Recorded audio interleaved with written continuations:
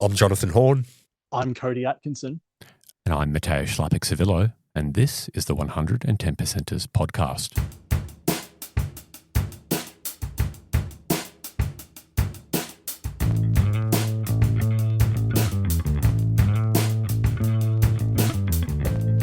This week, we discuss the state of umpiring, talk about what's ailing Geelong, and shoot from the hip.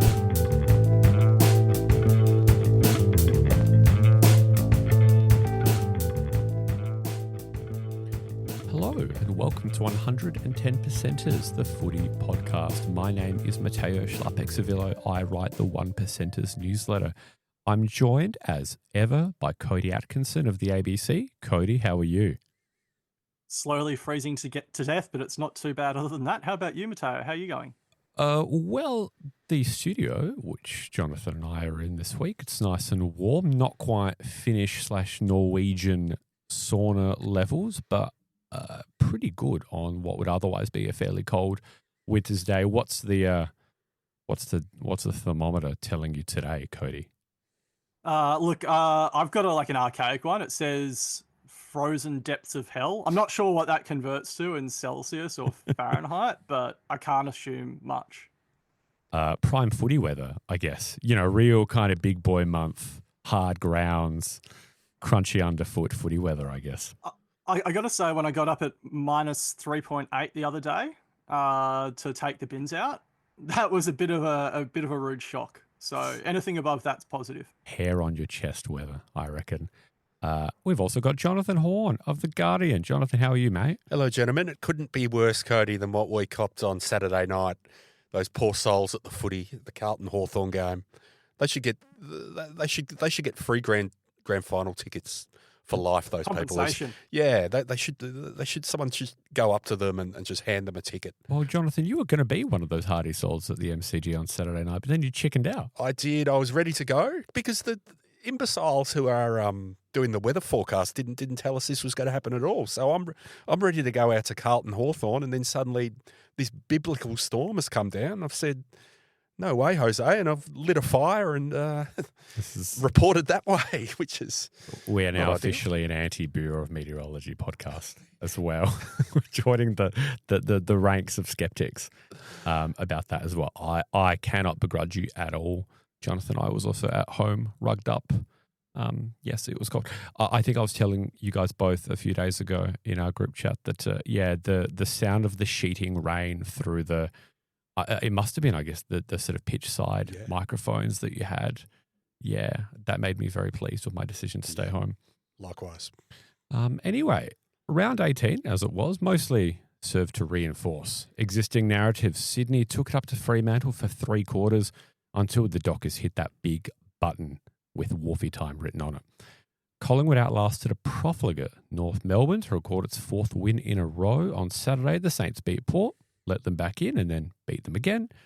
The Giants do what they always do. They beat Geelong. The Cats have now lost 5 of their last 6. At Adelaide Oval, the Crows smashed a desperately poor Suns side. Damien Hardwick reckons they're cooked. On Sunday, the Eagles put up a good fight. How about that Willem Dersma goal running out of the centre square? But the Bulldogs ultimately prevailed. Melbourne dispatched Richmond and Brisbane smashed the Sorry Bombers by 15 goals. But there is one game that I've not mentioned yet, and that was the one played on Saturday night at the MCG. Hawthorn smashed Carlton, but that's not really what we're going to talk about. One umpiring decision, a 50-metre penalty awarded to Hawthorn's Jack Ginnivan for encroaching the mark after the umpire appeared to call play on, has become a lightning rod, somewhat fitting given the conditions. That call felt like a straw that broke the camel's back. This is footy. Fans always complain about umpiring, but I'm not sure they've ever complained about it more. It does rather feel like the main story this week, so we are going to talk about it. Jonathan, it's possible that there could be some healthy disagreement on this subject between the three of us. Give us your thoughts on, I guess, the current state of umpiring and the challenges facing the league, but also the profession and individual umpires. Yeah, sure. I actually think that we might be a little bit closer to consensus than we may have anticipated, especially after coming out and self-identifying as an umpire basher last week, which I have been, and I think that's the fan side of me. And it goes back to almost when I played local footy and I'm 19 years old and you'd argue the toss about every decision. So I definitely think that part of my brain, I am that person. But the rational side and the part, that has a byline and that's trying to objectively analyse this sport would actually say no, that this isn't the worst that it's been, and that there's a host of reasons that have kind of led to this uproar as to why everything is out of control and everything's the worst year it's ever been in whatnot. And I honestly think that that's got a lot to do at the moment with the media environment in which umpires are part of and are operating in. And I think that we're all in the media to different extents, but I just think at the moment that it's a unique environment where everything is magnified, where there's a million different shows, where everything is a disaster, where everything's the worst year on record, where everything should be fixed, where every problem should have a solution. And I think that in that environment, that it's making it almost impossible for umpires to actually do their job properly. And I think that there's other factors obviously involved in that as well. And one of those is just the difficulty of the task that they currently have with all these constant rule changes and the constant tinkering in season, the jumping at shadows, this obsession with, setting the Sherrin free, making the game faster, increasing scoring, which is obviously a sort of broader discussion. But I think all of that actually makes it harder to umpire. And I think that in every instance where we get these so-called howlers, that it comes back to the core basis of this job has never been harder. And I think a lot of that could be avoided. And I think a lot of that comes down to this constant need to try and fix and change everything on the run. Cody, really keen for you to weigh in here. Yeah, I think the fears that we disagree, Jonathan, have been greatly overstated. Because I think the game is probably harder to adjudicate than ever before. I'm not sure if it's harder to adjudicate from a rules written perspective. So you can actually go on the AFL Umpires Association website if you're a sicko and read all the rules dating back to the first rule set. And there's rules that do have lineage back to the 1858, 1859 or whatever it is to now. But the rules have always been written in a pretty weird way. I think the media attention is the reason that we disagree with them. We can go back at least 25 years and look at accuracy for umpiring decisions, and they're broadly consistent with now. They get about 80% of calls right. That you can take it back. I've watched footy from the 60s, 70s, 80s. There's a lot of questionable calls back then. What we didn't have back then is 24-hour talk radio. What we didn't have back then was TV stations that needed constant content on rules chat and a need for outrage or content. And there's only so many footy stories you can cover in a year. And what are we, round 17, 18? 18, yeah. Yeah, we're starting to run out of real footy stories for a lot of people, so we're starting to feature on the superfluous. So a 50-metre penalty in a game that ended up being a 64-point drubbing that didn't have an impact on the eventual outcome. I think it's the media hunting for a real story, and Stevic is one of the few umpires that has name recognition amongst most fans. So they've picked they've worked out that the umpire will cause a reaction amongst certain fan bases.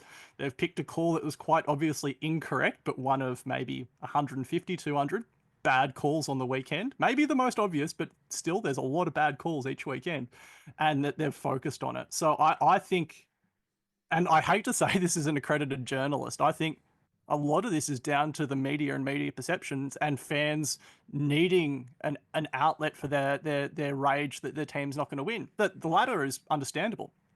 Every fan wants their team to win and wants a cause to put the blame on other than their own fans or coaches, right? That's natural. Yep. But I just think the baying for blood's a bit much for mine. I suppose both to serve as devil's advocate, which hopefully will let us have an interesting conversation, but also save what looked like my premature call that there'd be some healthy disagreement between the three of us. Let me briefly play devil's advocate and say that was a bad call by Stevic. As you say, Cody, no disagreement here that it clearly wasn't a result influencing call, but it was an unusually, I think, or conspicuously bad one. Carlton were also on the receiving end of two quite strange calls in a game that ultimately sort of those decisions didn't influence. That game a few weeks ago against GWS, where there was a mark paid to a GWS player in the centre square that had clearly deflected off a Carlton player. And I think Finn Callahan was awarded holding the ball after not really having applied a tackle on it might have been, I can't remember exactly who it was, a Carlton player, obviously. There was also, a great deal of consternation, I think, by both sets of supporters after the round 17 game between Port and North Melbourne. And that was the last game of the round. I think a lot of people had probably stopped paying attention and were a little footed out by then. But there were 71 free kicks awarded in that game. I wasn't quite able to find when the last time there were that many free kicks awarded in an AFL game, if ever. But it was about twice the median number. Yeah, there's clearly confirmation bias here. I don't think this is a divergence from what either of you have said. I think the media environment is a big, big part of this. And I think there's a kind of ancillary part of this conversation, which is that umpiring fits so perfectly. Frustration about umpiring is a cause and effect of frustrations that people already feel towards AFL House and the AFL administration. I think there is a sense from the median footy fan that, that Andrew Dillon and his regime can't really do anything right, that they're constantly on the hop, that, Swanee, ripper bloke, though he is, let's not get that wrong. Isn't he? He is a ripper bloke. And I'm common sense. Common sense. The fact that he's and yet the fact that he's finally brought common sense back to footy, still not enough to, quote unquote, fix umpiring. So I think there's this sense, and especially, I feel like we've all kind of had our soapbox moment and maybe a kind of conversational breakout. I think something that, I don't know if either of you guys can attest to this, something I see really often online is supporters ironically invoking that Swanee line about how the umpiring has never been better. Which in hindsight was a really, really silly thing to say. Wasn't it? And just, that was probably the least common sense comment he could have made from Ripper Swanee. Because even if it's true, why would you say it? Yeah, exactly. And it's interesting that kind of fan angst and blaming the AFL for everything. And we see that play out, not just in sport. We see that play out in so many. You've only got to go and read the comments section of any newspaper in Australia to see people are angry, and it manifests in many different ways. Just in terms of that fan angst, and this is a really minor quibble, and I'm not sure if I'm the only one who notices this, but it is incredible, and again, this is a minor thing in the whole thing that we're talking about, but it's kind of related, is that the host broadcasters, like never before, are crossing to fans, absolutely losing their minds at decisions that they don't agree with. And I honestly reckon that they didn't do that 10 years ago. Now fans have always bagged the umpires, probably more so back in the day than they do now. But it was never Channel 7 or Fox crossing to people completely losing their minds in the stands, often over the decisions that were correct. And I just wonder if it's a very minor example of how it's just not helping in any regard, because it puts that pressure back onto the umpires that has never been greater, and their task has never been harder, as we said before. But to me, that's one thing I always notice these days, and I swear, and I could be wrong, that this has only been in about the last 5 years that they do this, that they will show entire bays of just fans baying for blood, basically, at a decision that was probably the correct one in the first place. Let's It's also an American sport thing, I reckon, that they've copied. They do that in American sport once things go well or poorly. I think in slower baseball, American football, and I reckon even soccer, I reckon they do it occasionally, and I reckon it's a bit of a copy there. Sorry, Matteo, I think you were going to go. No, not at all, Cody. I think we should be really clear here as well, and there is such a porous line, I guess, when we're talking about umpiring. We are also talking about the media environment, and we don't want to be a pod that just talks about the media. We also want to talk about what happens on the field. But I think a really important part of this conversation is lots of commentators do not know the rules and do not seem especially interested in interrogating the rules and updating their knowledge of the game in that way. Even something I would say as seemingly trivial as the fact that on most broadcasts, the rule is still referred to as deliberate out of bounds. Yeah. When it's about insufficient intent and has been for, well over 10 years, I think, at this stage. And so I wonder if there's this, and you can talk about the insularity perhaps of the footy media and the sort of commentary class, or that creates comfort, complacency, what have you, or maybe the way that incentives have changed. You know, Jonathan, Cody, you both alluded to sort of cutting to outraged fans in the crowd, maybe taking cues from US sports broadcasting as well. But I think it is such a big cue for supporters who, mostly consume games through television to watch games where so frequently that they're, the commentators that they are listening to, they don't really understand the correct interpreter or the current interpretation of holding the ball or insufficient intent, for example. That is, look, misinformation is a strong word, right? But I think that probably gives people, I think it probably gives people a slightly false impression of the I guess, types of rule, the environment in which umpires actually are operating. And I would say that goes beyond commentating, and it goes, like, I'd put my hand up, I write about football and I don't have a proper understanding of the rules. And I try to learn with these constant changes and the constant sort of tinkering and whatnot. But that's ignorance on the part of people like me as well. And it's people like me who are writing and commentating and analysing. And if a game's badly umpired, you can bet I'll be the first to come and write that in a column, which I shouldn't. And a lot of that is coming from a place of ignorance. And I think that part of that is the fact that umpires themselves and the people who are instructing them just always feel like they're muzzled. We never hear from them. Now, I don't want an umpire to come out and give a press conference after a game or anything like that.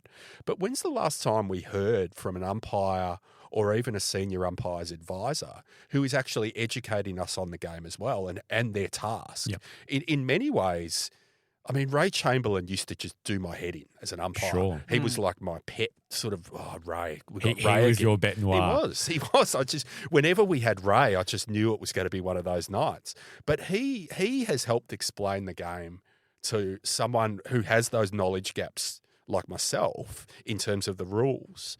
He has done more than anyone to explain those knowledge gaps, and it helps. And it because the role is such a hot sort of topic all the time, and it's a very political role, that it feels like the only ones who can actually come and explain that are the ones who are now out of the game, who are now retired from actually umpiring. Do we think that? So, Jonathan, you were referring there to Ray Chamberlain's weekly, I think, segment on AFL 360. Yep. I reckon it's on Wednesday nights, perhaps. And I agree with you. It's a fabulous segment. Yeah. He's not afraid to admit where an error has been made. Yep. And clearly the fact that he has the status as a sort of professor emeritus of umpiring now and has, I suppose, a profile all his own, enables him to speak with this freedom and authority. I think it's really clarifying, really, really good. I mean, should we have more of that, Cody? Can I ask a pop quiz for the other members of the podcast? And this is something I did not know the answer to until I started. If it's going to be something that reveals our ignorance and therefore undermines our standing with our listeners, I'd rather you didn't ask, Cody. I'm going to do it anyway. That's the beauty of 110%ers, because I didn't know the answer to this. And I'll throw up my hand if you two do. That means I'm absolutely ignorant and you're absolved from reading any of my stuff in the future, which is personally a saving of your time and mine. Who is the AFL's chief or head of officiating? current chief or head of officiating. Oh, It was appointed in 2024. look, it's not Jeff Geishan. I'm It's not gonna Jeff assume- Geishan. Is it the guy who was implicated in the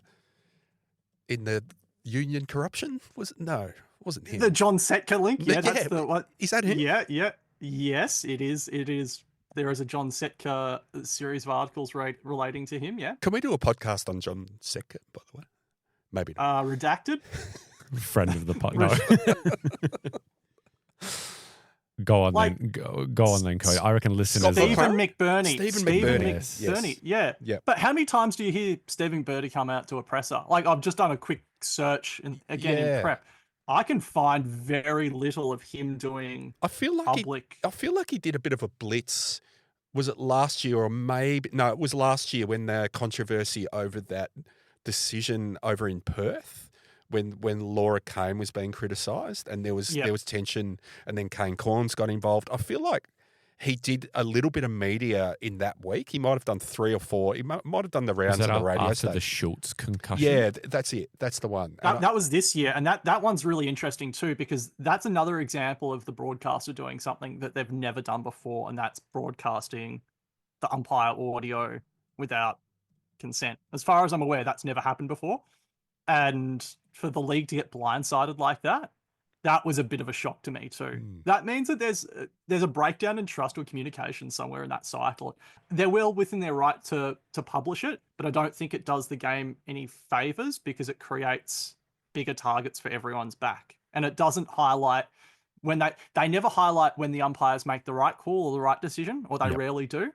They only ever go after them after they've made the wrong call and the wrong decision. Sorry, that's a pretty big divergence to what we were originally talking about there. Listeners, if, like me, you were temporarily questioning your grasp of reality, the Lockie Schultz concussion was last year. Oh, was it? I was questioning myself. That was the Collingwood Freo game last You know May, how much of this as it podcast I'm going to have to redact? more than most weeks. The switch from 3 to 4 umpires, I think the AFL tried to sell that as perhaps not quite a panacea, but as something that would improve the standard of umpiring, as though, of course, there exists an objective standard of umpiring. I wonder if it's actually created a new layer of issues. I think are probably quite niche bugbear of mine, but one which is recurring is when the controlling umpire and the out of zone umpire, which obviously happens more often now, there are 4 umpires on the field, when they make conflicting decisions.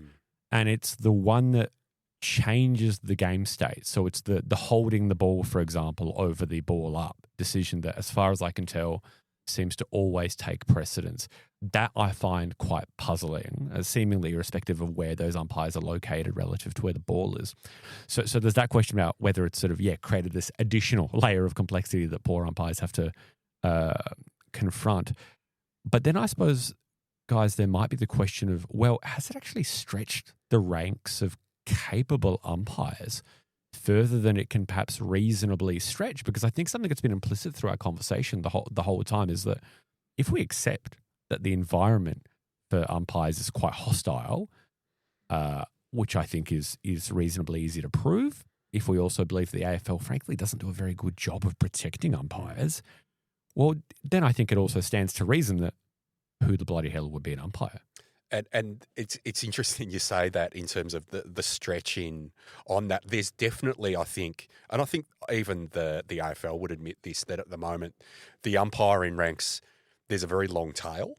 Yes. So the 8th or 9th, so to speak, best game of the round is going to get a lower standard of umpiring. And I think that's just beyond dispute. And we see that. And it's something Adam Simpson actually talks about from his time in the last few years at West Coast, how they'd get, the worst time slots, but that also meant the worst umpires, the Sunday umpires, he used to call them.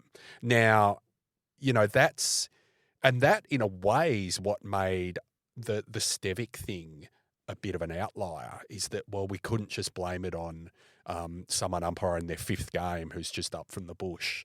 Like it was actually, this is the most experienced umpire almost in the history of the game, I think. So that you definitely see the difference in a Thursday night game and a Friday night game. Although in terms of umpiring, Thursday and Friday night games have their own problem areas because there's usually a focus area for the week that is sort of over-corrected for those first couple of games. And there's often a very strong crowd effect in those primetime games exactly. well, isn't there? Yeah, exactly. And so I think that, but in terms of, and also what you were saying before about umpires intervening when they really don't have the best line of sight on a decision. So it's definitely a factor, but it's something, it's interesting. We talked about Ray Chamberlain before and that segment that he does with Gerard Whateley, and Whateley's a huge critic of umpiring at the moment. And Gerard sort of has for years has been this very sort of sober, almost neutral judge of all matters footy, and has suddenly turned into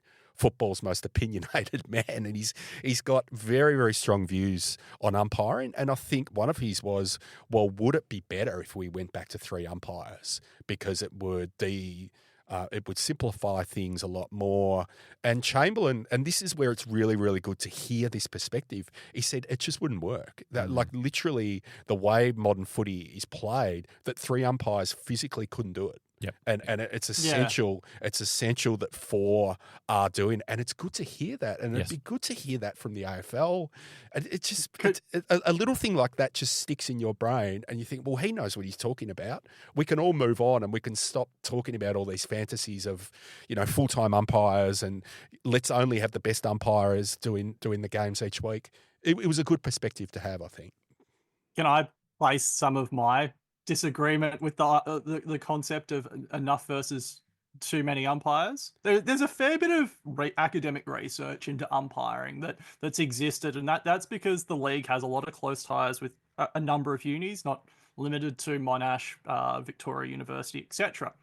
And there's been research in the past, both at WAFL and AFL level, that umpires run between 10 and 15 Ks a game, which is an absurd amount to run at a decent clip to make a decision. The numbers are what they have to hit for a 3,000 meter and 5,000 meter times are online, and that's usually the barrier to entry. It's not the quality of decision making; it's the quality of athleticism. Yep. So my proposal would be to go the other way and enable boundary umpires and goal umpires decision-making power for where they're closer, and to potentially add a 5th and 6th. It's kind of absurd that we've got about the biggest game from a biggest version of football. Gaelic's not much smaller, but it is the biggest version of football with a relatively low number of officials, and we've got the highest endurance load for those officials. There's research that indicates that directly after a high intensity athletic effort, there's a higher chance of making a bad call.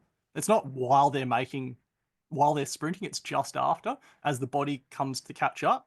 So, ergo, if you reduce those moments, surely that's how we get better decision making. Cody Atkinson, do you know who has those exact views?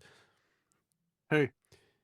Edward Maguire has long said that we need to give goal umpires more autonomy on the field to be able to sort of go dashing 20 metres up the boundary line to be able to make decisions and so on. His solutions are a little bit more convoluted than what you just said there, but the basic premise is the same of giving boundary and goal umpires more wiggle room to actually make proper decisions. Maybe all the problems would go away if goal umpires went back to the long coats and the floppy white hats. Maybe people would suddenly stop being angry about umpiring. And it'd capture more of the American market because that's all they ever mention. If you talk to an American about our sport. Which coats? Is it naive then to talk about all of this? It is a incredibly fast, aerobically demanding, highly fluid and dynamic game. It is one where the media environment is not kind to the practitioners of umpiring. Is it totally naive to say, or is it naive in the sense of being hopelessly utopian because the AFL wouldn't spend money on this, to say that umpires should actually just be full-time? and it should be a codified profession, and they should be remunerated well to do a hard job that, frankly, makes them, well, look, not quite enemy number one, but for 2.5 hours every week or something for 50,000 people, something like enemy number one, and actually kind of create a common standard for kind of athleticism, endurance, decision making. They actually are paid pretty well for what Yes. they do. Yeah, that's what I was going to say. And Craig Hutchinson, he actually calls it the best side hustle in the modern economy. Sure. And obviously a lot of them are accountants and lawyers and public servants and so on. And Gambling podcast hosts. There's a lot of those. Yeah, of course. yeah, God, if only 110%ers was around in that week, well, we could have had some fun. Well, that might have been. I've got thoughts. It might have been the last episode of the that- podcast. And maybe there is, again, to present a slightly devil's advocate view here, guys, maybe that's the kind of slightly grubby concession, assuming, the AFL sort of knew this, that it wasn't just ticked off by some middle manager type, that this is the sort of concession that the AFL feels like it has to make to retain decent quality umpires within the profession. I mean, it's not one I would have made had I had any carriage of that decision, but maybe there's actually a view within the AFL that it is so bloody hard to get people to want to be umpires who are capable of being umpires in 2026. This guy, Nick Foote, to I guess use his specific example, we think he's a good umpire. He's also got this side hustle, which we're not crazy about, but if that's what it takes to keep him in the ranks.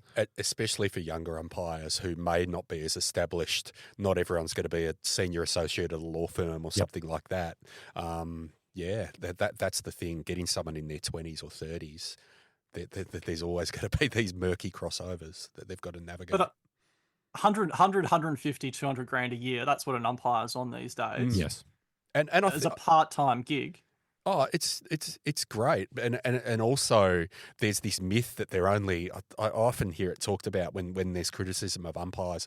Oh, they're only doing 3, 4, 5 contact hours a week, which is nonsense. I mean, No, that's crap. I went to way too many because I have no life. I went to way too many pre-season sessions this year, and every one of them, the umpires were there. So they're doing the work.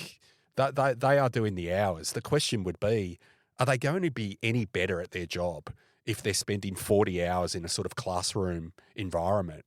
I don't think so. I don't think that's going to make them better umpires, just as it doesn't make footballers better footballers to be just sitting doing 8 hours of sort of learning a day about being footballers.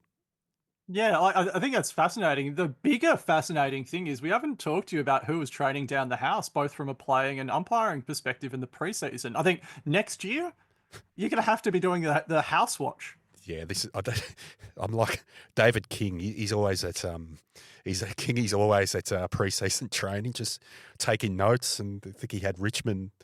He had the Ferraris pegged at Richmond this year. So yeah, it'll be Orny, Kingy, and Dwayne. I'm sure they'll be doing their pre-season training down the House Index. But yeah, maybe our niche, as you just alluded to, Cody, is to do which umpires are umpiring down the house. That P whistle is looking real sharp this year. Like the sound that he's getting the from that crisp one is note. just The crisp note that's one of them was signing autographs when I was there. This was in You're kidding me. Yeah, he was signing autographs with kids. This was in mid-January. Which umpire? I don't know who he was. It wasn't anyone I recognised. It was at Sydney training. Maybe that's a beautiful note to end on. That the hope comes from the next generation. That actually it's the kids. They're growing up with better, more positive attitudes toward umpires, and they're going to save us from this. Yeah, what feels sometimes like a bit of a sort of toxic mess of, well, negativity, right? Really, there is such a widespread and persistent view that umpiring is in permanent crisis. I think basically the last half an hour has probably shown listeners that we don't quite see it that way, and maybe that's too contrarian for your taste, but I think there's a lot of sympathy among the panel here for the job that umpires are asked to do, which, and I really think that one of the points you made, Cody, is really worth establishing and repeating, that it is an unusually hard and unusually big load that umpires have to take on. it is a hard game, an unusual game, a fast game. You have to run a lot and still have to make decent, decisions while doing it. Certainly not all players are capable of doing it. Umpires are most of the time. Maybe that's actually pretty good. All right. Well, I think that settles it. We've solved umpiring. Amazing. What another accomplishment for our little podcast. We are going to be right back with more. You're listening to 110 Percenters. Welcome back to 110 Percenters, the footy podcast with Cody Atkinson, Jonathan Horn, and me, Matteo Schlapek-Savillo. After another loss to the Giants, Geelong have now dropped 5 of their past 6 games. The Cats are 9th on the ladder, and they've got a tricky next 3 games coming up. What's more, they won't have the services of Jeremy Cameron for any of those games. Are they in a slump? Well, we are going to discuss it. Jonathan, on the show last week, you basically categorically ruled Geelong out of flag contention. Do you feel like Nostradamus right now? I don't. I've been looking at the. Do you guys know the Squiggle ratings? The Squiggle does his ladder predictor and things I'm familiar. like Huge shout out to Max. Yes, Huge Max. Shout out to Max. What- If you're listening, Max Barry, he'd be the only listener that has a Hollywood screenwriting credit. Hopefully, so. Amazing. And my partner, who has zero interest in football, is obsessed by the Squiggle rating. So how did I get onto Squiggle? That's right, because I originally had this year Geelong 9th. So I look at some of the other people on the Squiggle ladder, and they've got Geelong 1st, 2nd and 3rd. So I think I've been a bit of an outlier on the Cats this year. I guess, Matteo, I've just never quite believed in what they're doing this year, Geelong. I've never really been fully convinced. Maybe the only night was that game against Brisbane at the Gabba, where they had their game in order, and you could see, okay, Chris Scott's building something here. But it feels like for the entirety of the year, they've been patching holes. They've never quite got the game. It's the first thing Chris Scott always says in a press conference is, we got the game looking as we wanted it to look. Yes. And that usually means a really stable backline, and it also means that his connectors are up and running. Now, his connectors, the likes of Myers, Close, even to an extent Stengel, aren't playing. Yes. And I think that with them not playing, they've looked like a very, very different team, relying on really very much a burst team this year. Like, they rely on 30-minute, 45-minute patches where they look as good as anyone, especially when Cameron's fit and when Dangerfield's fit. But I haven't seen a Geelong team in years that's leaking goals like this in big clumps. That's where I think that the doubt lies. In terms of 2026, I've had the feeling all year with this team that Scott is kind of building towards the 2027 team in terms of how they're going to look. And I think he's trying to cultivate this taller forward line, a different, for him anyway, a different back line, the way they defend, the way they press. It just feels like he's never quite landed that this year. And that's where you get these very strange results. All of their games have been a bit odd. Like and Saturday's game was like that as well. And obviously there was mitigating circumstances with the injuries and with Cameron going down. But you know, even if they hadn't lost, you sort of Tanner Bruin or Jack Henry, I feel like they were still susceptible to that GWS run on the weekend.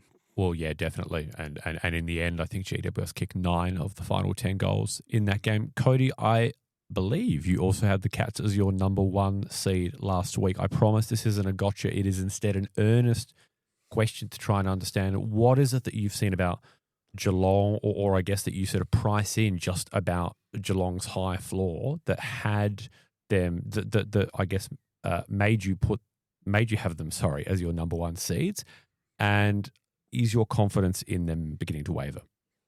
Yeah, so I think I start everything with so I think there's. So if anyone listening at home is wondering who has the terrible take, it's the person Cody, who says, yeah, so I think though. Oh, Anyway. sorry, we all have our ticks. We do. Mine is saying, interstitially, maybe a million times a sentence. And every time I listen back to the pod, I curse myself. So I'm trying to do it less. So apologies, listeners. And apologies, Cody, for interrupting. And I'm a man as well, and sort of. So apologies to all involved, particularly my co-host. We're all learning. This is episode 9. We're writers. We've still got the training wheels on.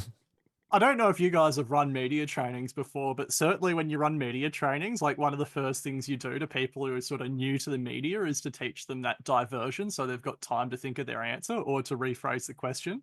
So you compliment, oh, Matteo, that's a very good question, and I really thank you for asking it. But instead of answering the question about the nuclear submarines, I'm going to talk about, footy statistics. That's what I should be doing. That's what we all should be doing instead. Because we're chatting like friends, I don't know. We forget every piece of professional advice that we've ever been given or have given ourselves, and we talk like this. I'd feel so sorry for anyone who had me as their media training instructor. Not that's ever happened, thankfully. Cody, I believe you were going to talk about Geelong. Sorry. That was going to happen about 20 minutes ago. Geelong just have the most resilient method under Scott, and this isn't heaping praise on a guy that already gets a lot of praise. A lot of cite him as the best coach in the league. There's a good reason for that, at least historically. And there's always a drop-off for coaches, and you have to be really cautious. But Scott is one of the few coaches that has shown himself to be resilient to trends and adaptable, not only between seasons, but within seasons.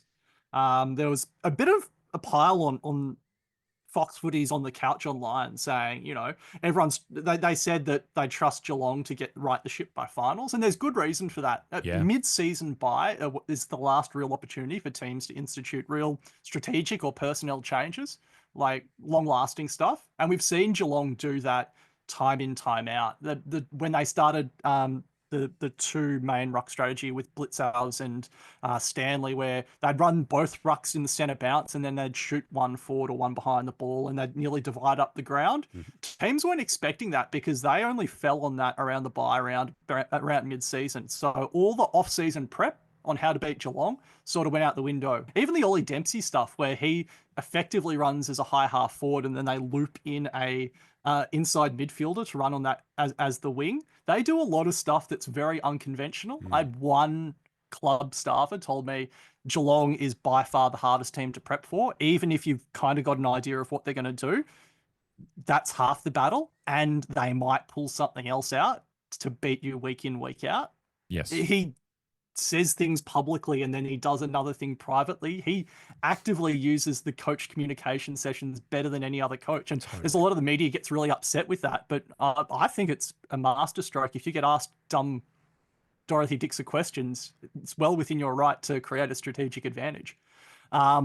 I had faith in Geelong for those reasons. It hasn't come off every year, and this is increasingly looking like a year where there isn't that big shift, there isn't that big change, and it's sort of what you see is what you get.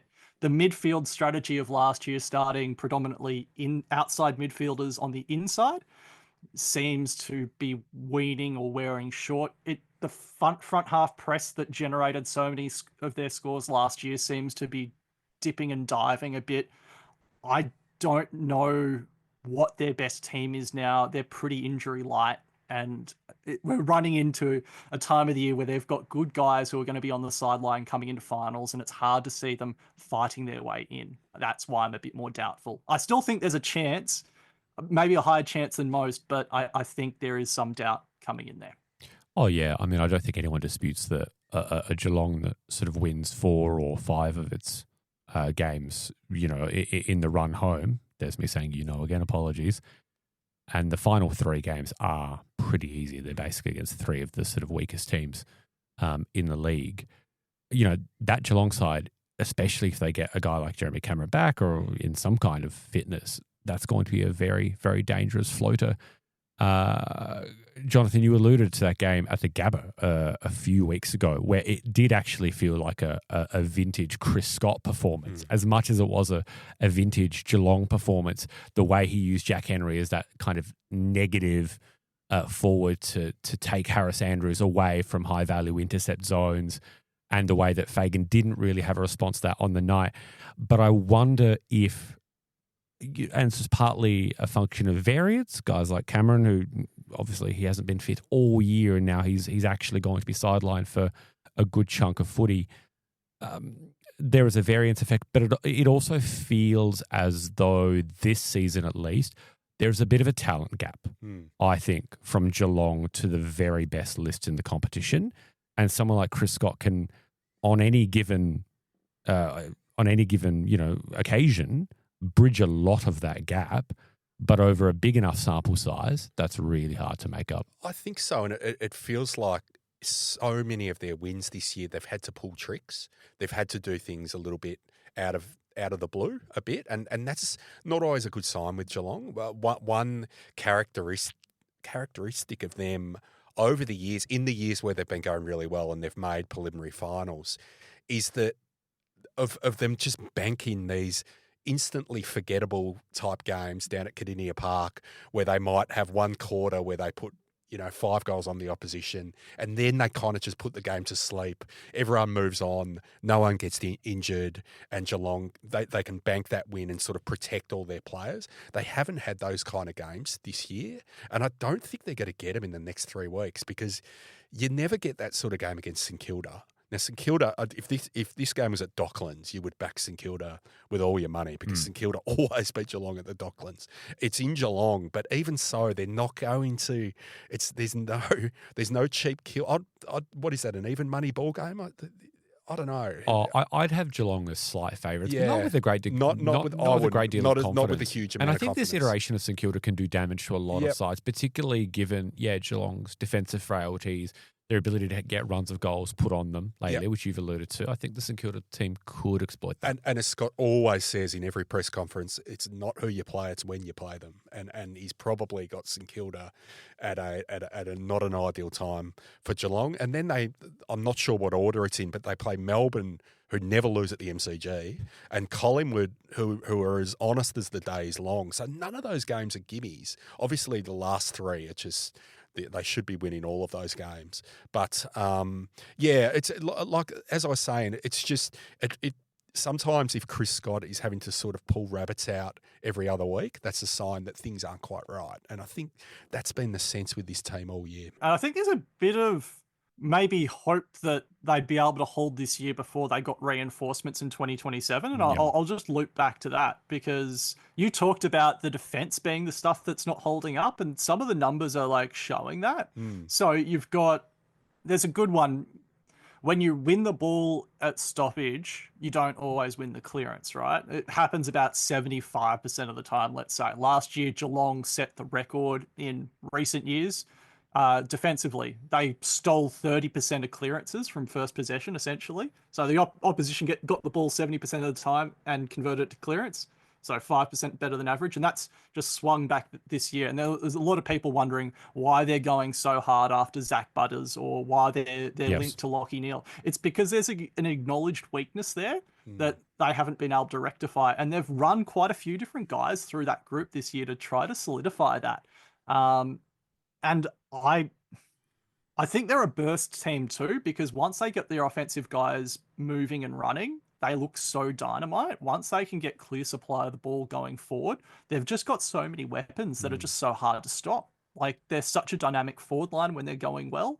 Their midfield runners are all downhill guys. So I think they've got defensive midfielders, don't get me wrong, but like their Holmes, Smith, Dangerfield when they burst him through.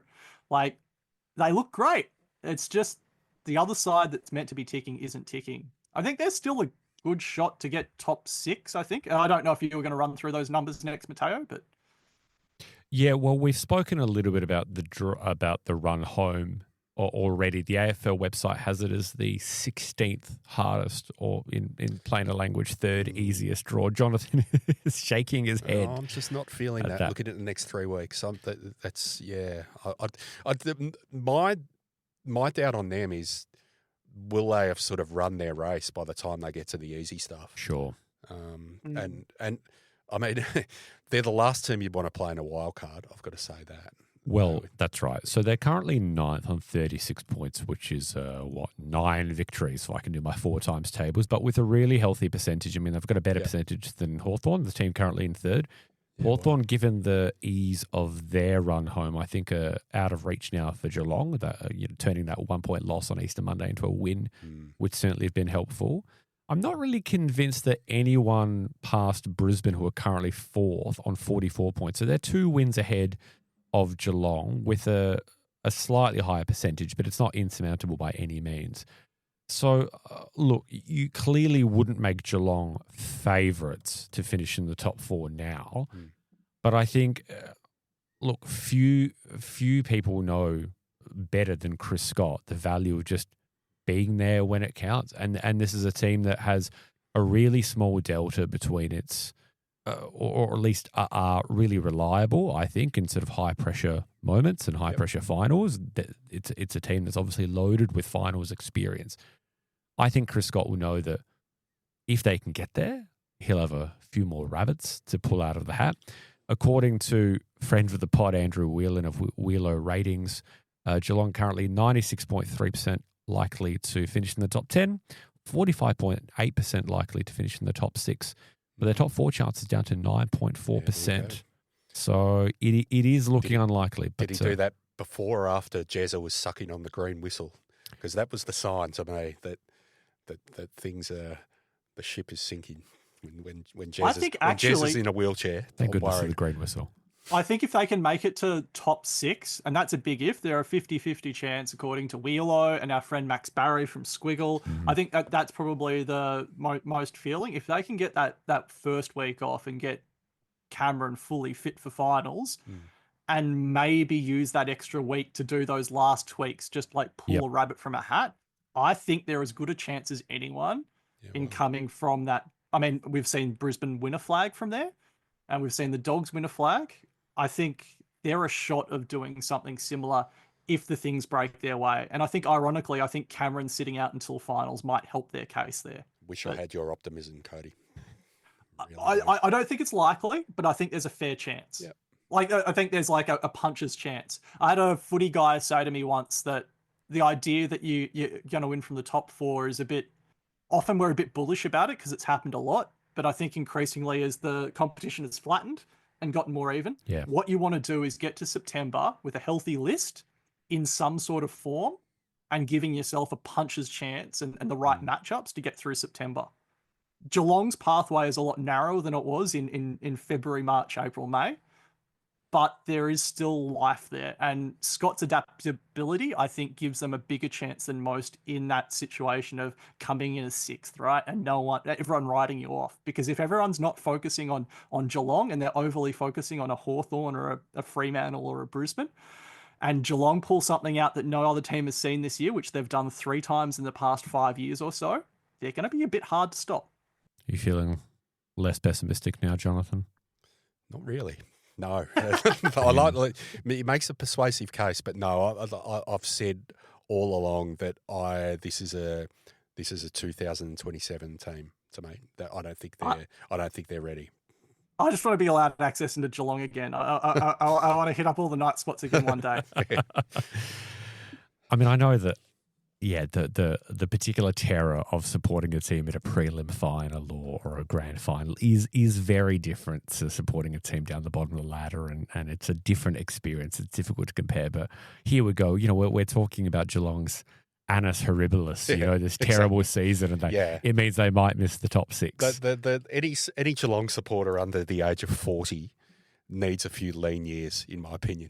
I think it's good for the psyche of the supporter base if they just completely learn what it's like to bottom out for a while. Slightly diminish that sense of entitlement and expectation. Well, there you go. Maybe that's mollified you Geelong supporters, or I don't know, maybe made you more or less pessimistic for what lies in store for the rest of the season.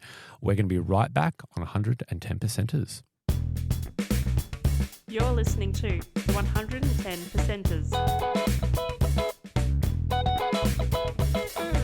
Welcome back to 110 Percenters, the footy podcast.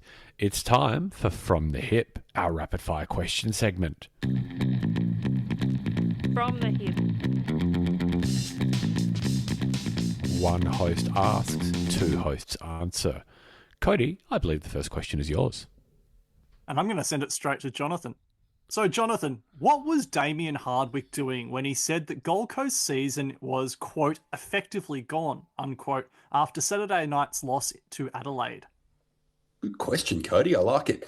Look, I think he's copped a lot of criticism for this, Hardwick, but I actually really liked it. I actually thought it was honest. And I actually like seeing coaches who are in that state. I like seeing coaches who are devastated after a loss. I want them to be in pieces. I don't want to hear coaches saying things like, oh, well, we'll just stick to the process and so on. I mean, this was a man at his wits' end, a coach who's tried everything, coach who very much wears his heart on his sleeve. And we saw that. I think one thing that it did show was like the difference between coaching at Gold Coast and coaching at Richmond. If he'd spoken like that at Richmond, the punters are going to turn up anyway and watch them every week. He knows they're going to get 60, 70, 80,000 people to come and watch no matter what he says. At Gold Coast, he sort of has to be a salesman. He has to not just sell the sport, but not just sell the club, but sell the sport as well. And Dimmer's a lot of things. He's a great coach. He's a teacher, but he's no salesman. And I think that we saw that even up in Darwin really early on when he got in a fight with the journo up there about having a bookie on the payroll because he was sort of trying to sell the club and sell the sport and to a new market up there. And it wasn't his natural thing. And I think that we saw that on Saturday night, just a man who sort of had just at his wits' end, who tried everything and was incredibly frustrated. And I actually didn't mind it. Matteo? I think that a lot of the time, whenever coaches are talking to the public or they are talking in front of the media, it's often worth thinking about what's the message behind the words and who are they trying to talk to.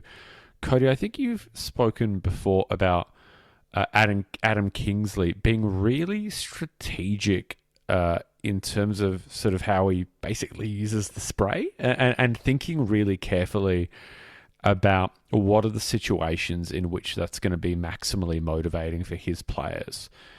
Now, Hardwick, in that post-game press conference, I agree with Jonathan that it was kind of a plaintive lament of someone who, has fired a lot of bullets in his gun and might not know if he has any left this season. But at the same time, I think Hardwick is one of those senior coaches, and I don't think this is probably true of all 18 coaches at the moment, but I think he's definitely one of them that uses something like a post-game press conference as an opportunity to signal something and send some kind of message. So I think, in addition to everything that Jonathan has said, which I do agree with, I think there's probably something about maybe him just trying to pull another lever, another motivational lever. And given that we've heard a lot, and it seems to be now a kind of saga or subtext to Gold Coast season as it seems to be dissolving, we're hearing about discord behind the scenes, the speculation about the future of some players. We know that Jed Walter recommitted this season, but there's obviously a lot of talk about where Ben King will be playing his footy next year. Maybe Hardwick has kind of upped the ante and effectively challenged some of his players or something. I think, I think there's a version or there's a situation where all of that is true, but also I think he was probably just pissed off and disappointed and frankly probably a little amped up still after that, fairly minor, but still confrontation with the Adelaide supporter on Saturday night.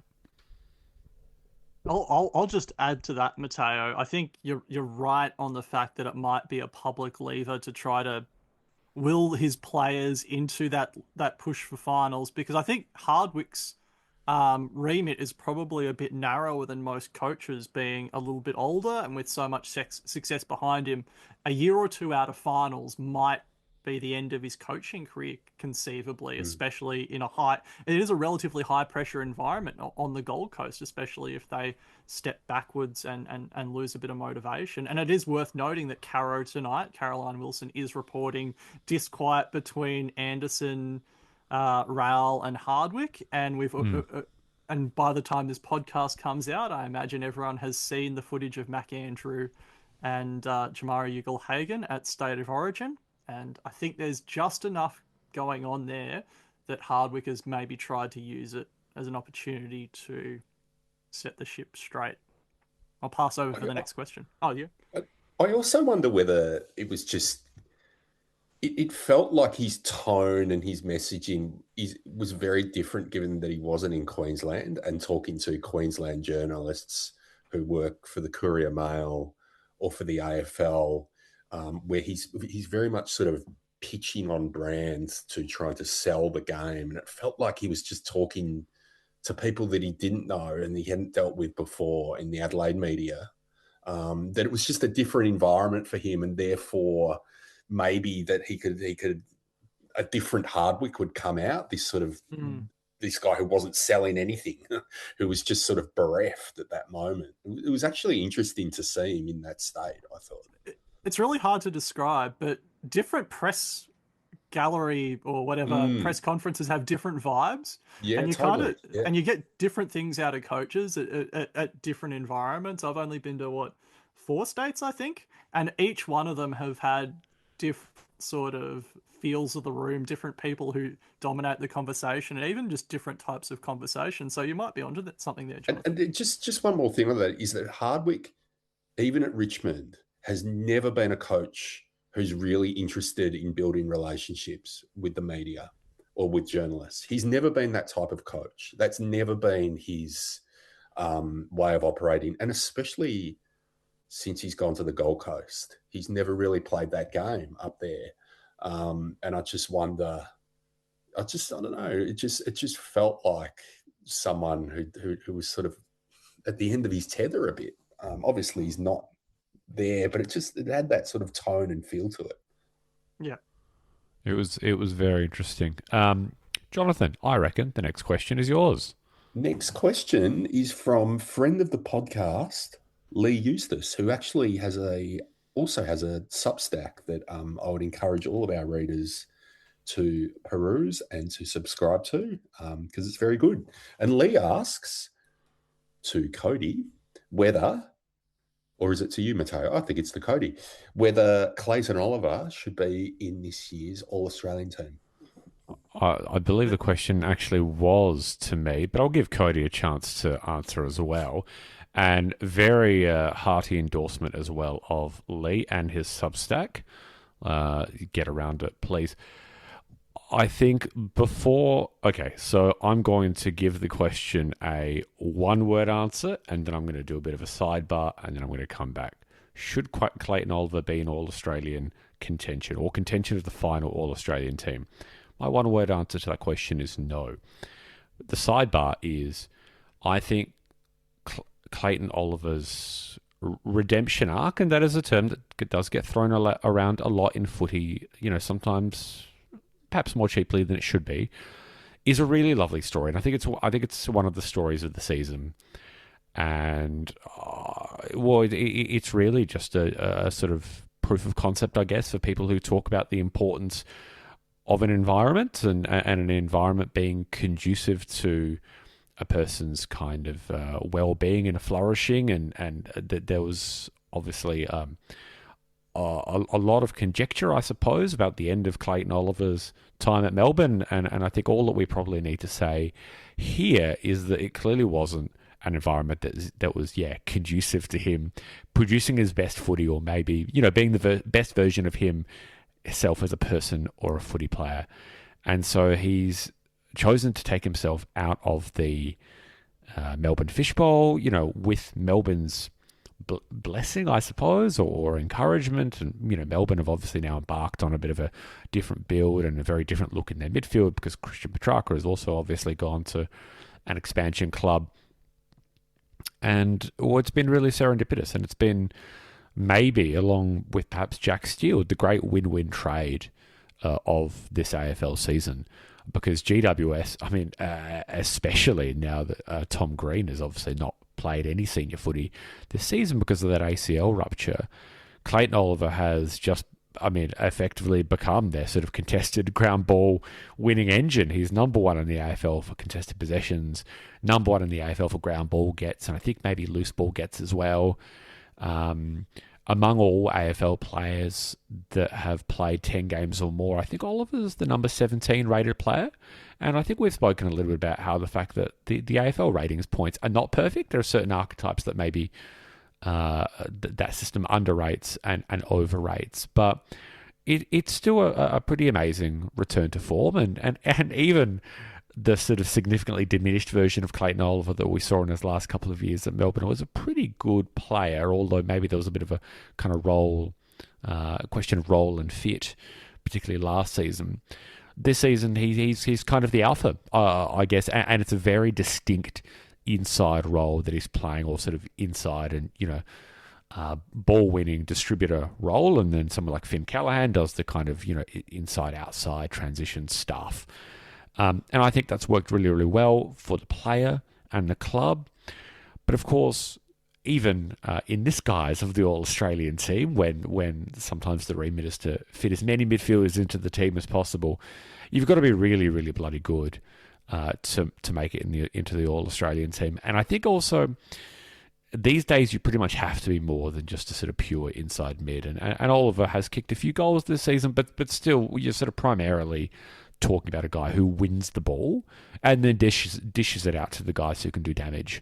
And when you compare it to the sorts of midfielders who are kind of, I guess, talked about as All-Australian candidates year after year, Bontempelli, Heaney, Dacos, you could even talk about other players maybe a little bit more in that Oliver archetype, like a Caleb Sarong type. Look, I think, the redemption story has been brilliant. He's been a really important part of GWS's season, especially given the Tom Green injury. I think it would be a nice story if he had a really strong last month and a half of the home and away season, and maybe sort of was smoky for the All-Australian squad. But I think it would take something quite remarkable from here to get to the final team. That's what I would say about that. But Cody, interested in your thoughts? Yeah. I'll try to just go quickly. I think it's a remarkable effort from Clayton Oliver to return to prominence so quickly after many had written him off. I think it shows the resilience of the man. And there's been a lot of unfortunate rumours, pretty unfounded rumours from some parts. And I don't know all the details, but I think there was a lot of stuff flying around, and it must be really tough for a young man who I imagine has gone through some stuff to read and hear all that about someone and to decide to continue. So I think hats off to him. I think that's well and good. He's had a good year. I don't think he's the most important midfielder for GWS. That doesn't matter. I don't have him in the mix personally for 22 or 44, but I do know that a lot of the things that he has been quite solid for are the things that the selectors usually look out for. I think the caveat to that is if GWS have a belter to finish the year and end up top 6 or borderline top 6, it's highly unlikely. But if they end up 7th or 8th, I think that he's a shot. I'd have Finn Callaghan ahead. Brent Daniels probably hasn't played enough games, but yeah, that's my thinking right now. I can't get him in the top 15 right now. But hats off to Clayton for committing as hard as he has. Yeah, it would be a romantic story. But the thing is, we don't need the jacket for it to be a romantic story. It's already really lovely.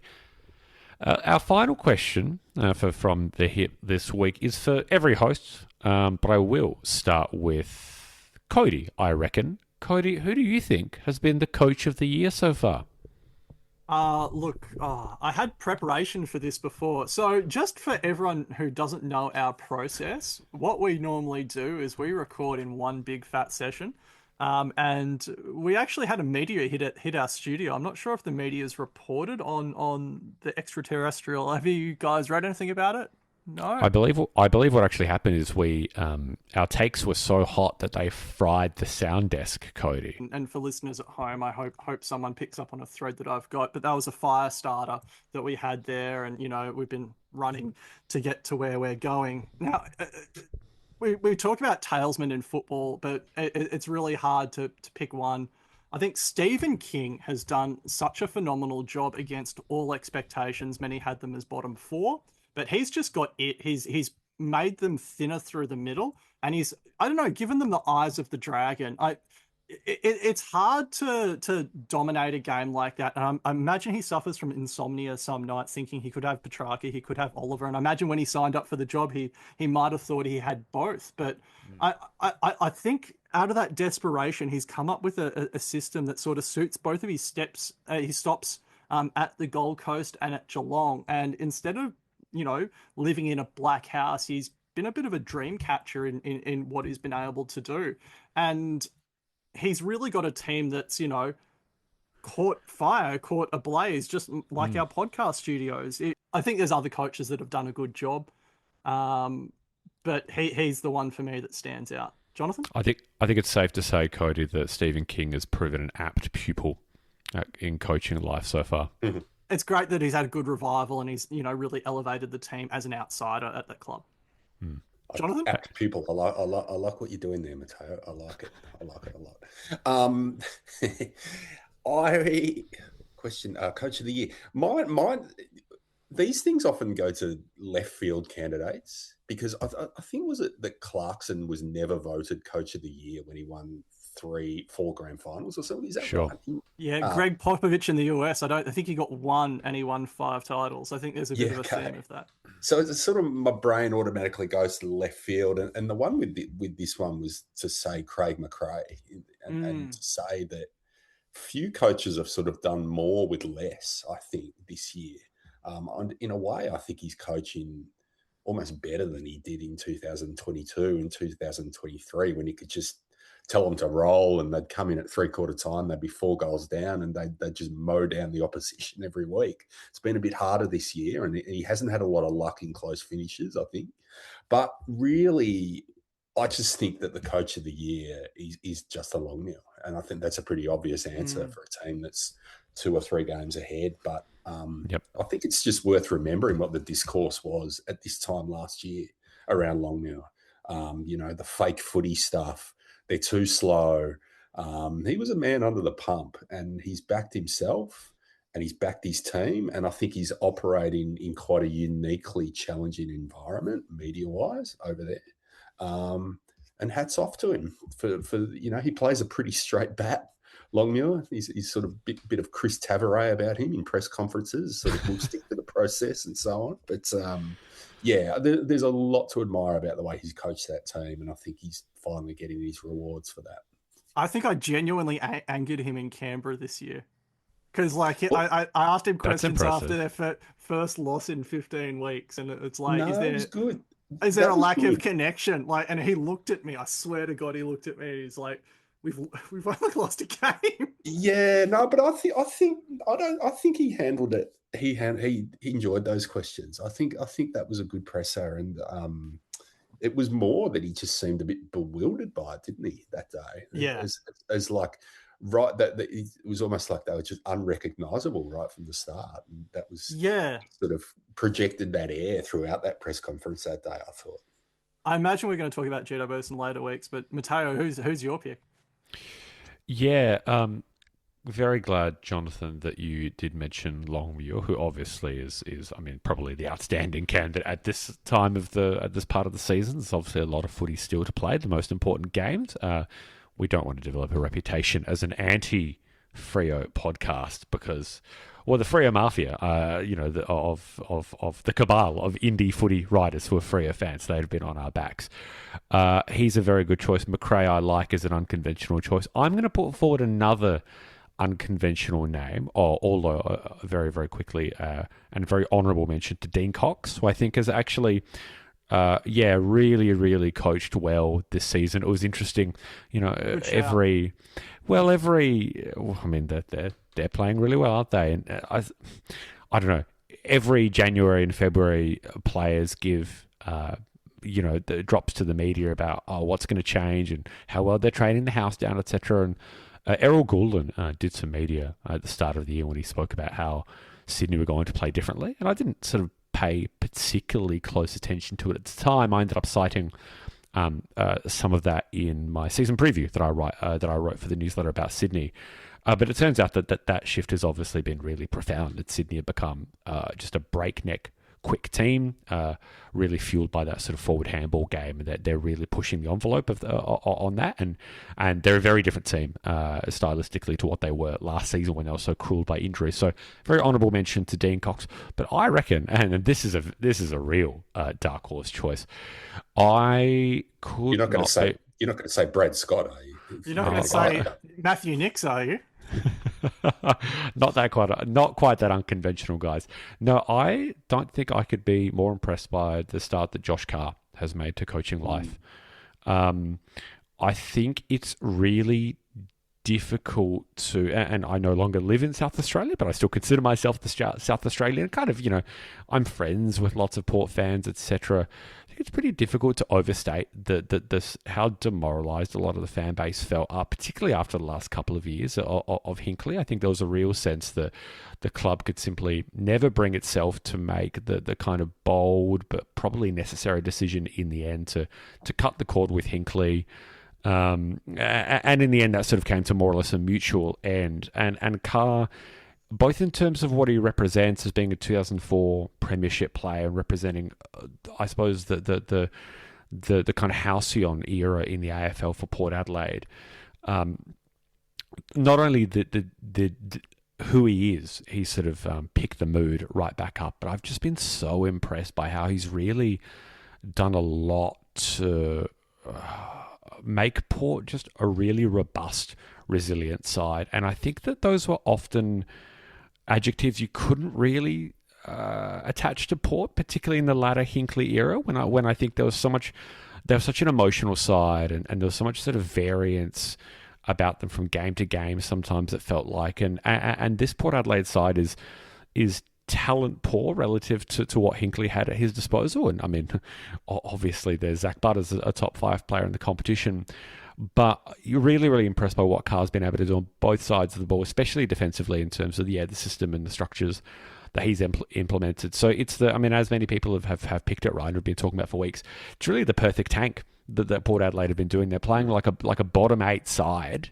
If you really dig into the numbers, they're playing like a bottom 8 side, and they're going to finish probably around the bottom 4, and so they're going to get all the draft stuff that they want. So, but at the same time, I think Carr has shown evidence that he will be and might already be a very good AFL coach.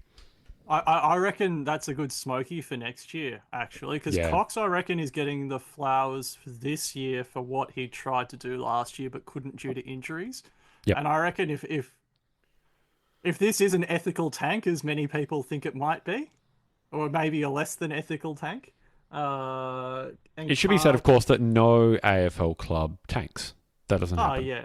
So if there's strategic decisions being made, I note they didn't challenge Horn Francis's suspension this week.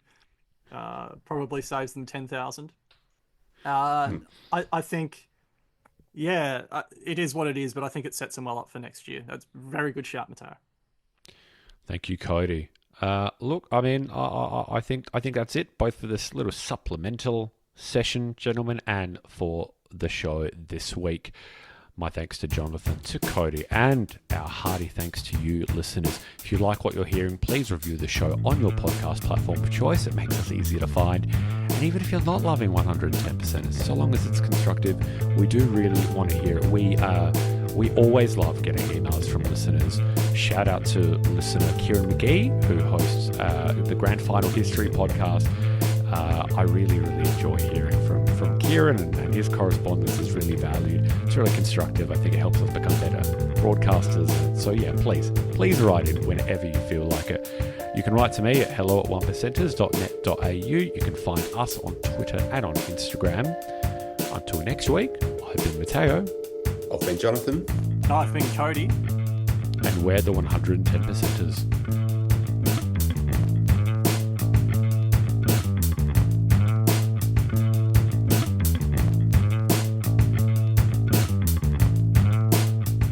Hello, listeners.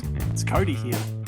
You didn't think you'd be hearing any extra audio, but this is a sneaky little bit.